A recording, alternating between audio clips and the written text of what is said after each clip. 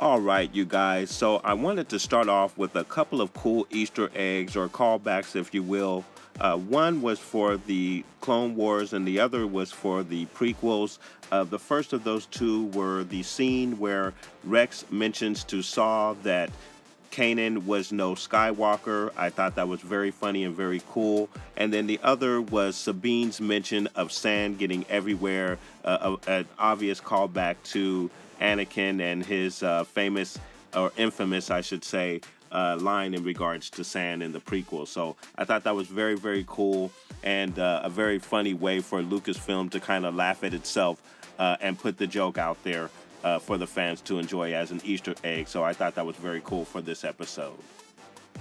Okay, so for the episode itself, I do have a few thoughts and a few criticisms for this episode, unfortunately. The first being, I don't think it needed to be a two-part episode. I think you could have wrapped this story up in maybe one episode. We spent an hour running around only to have the rebels find out what we already knew. Now, I've been asking for longer episodes of Rebels, but this particular story did not need an hour. Now, that doesn't mean that I didn't like the episode. Again, I just don't think that this particular story was worthy of an hour. My thoughts on Saw Gerrera, they were definitely demonstrating his extreme methods, but this was more of a reintroduction of the character for those who didn't know him from Clone Wars. But we didn't get any more about his background. I thought we might get an Urso name drop. Saw should be in contact with the Ursos at this point in the timeline, if I'm not mistaken. He's been helping them hide out from Krennic for some time, if I'm understanding the Rogue One story right. So Saw, at the very least, should know that the Empire is building a weapon of some kind. My thoughts on the Geonosians, I'm thinking that Click-Clack survived the poison by going deeper underground, but I don't know how he got the egg. In fact, I'm not sure if Click-Clack is a he or she. I might have missed that at some point during the episode, but we do now know that the Geonosians survived. Now, what's interesting to me is that Ezra has established a relationship with the race or species of Geonosians who are excellent engineers, and that is why Count Dooku and Palpatine trusted them with the construction of the Death Star. Now, I say that because if Ezra gains their trust, the Geonosians can be a powerful ally sometime later or down the road. Now, this isn't a Ezra is Snoke theory. I'm just saying that Starkiller Base could have been a Geonosian design.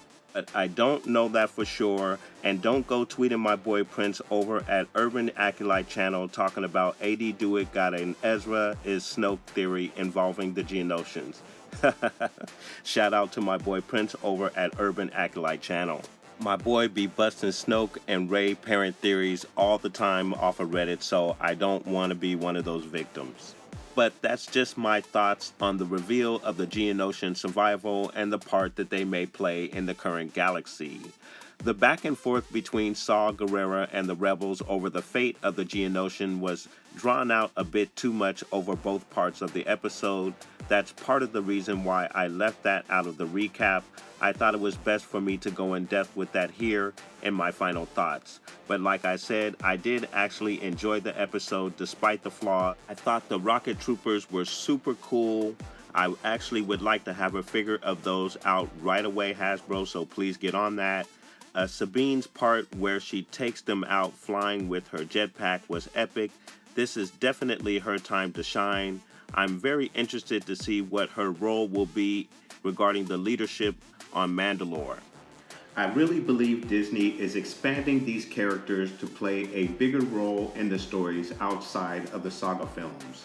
Question: what's happening on Mandalore during the events of the original saga films? Who is their leader on Mandalore? There's a story to be told there, and I believe that Sabine is being set up to be the lead of that story. So right here, I want to put up a spoiler tag because we're going to get into a little bit of spoiler territory for those who don't want to be spoiled. Now, in my recap, I talked about the shield core coming into play in a later episode. Well, it is very obvious from the mid-season trailer where Wedge and Hera are watching the bombardment of the Empire from the safety of a shield. I believe that is on Chopper Base, and I believe that it's also obvious that Thrawn finds out where Chopper Base is. Now, let's suppose that the shield on Geonosis was put there on purpose, and it was put there in mind for the rebels to actually take the core, and if the core could somehow be tracked by the Empire, giving Thrawn the opportunity to find out where Chopper Base is, and then, of course, initiate this attack on Chopper Base. Now, that last part is all speculation on my part, but I do believe that that would be a very good strategy for Thrawn. It really would take the rebels by surprise. So let's see if that is in fact what they do here. So guys, like I said, I did enjoy the episode despite its flaws. I would have to give this episode a 6.5 out of 10, just from the standpoint that I didn't think that you needed an hour to tell this story when you could have used any of the other much stronger story arcs for an hour episode.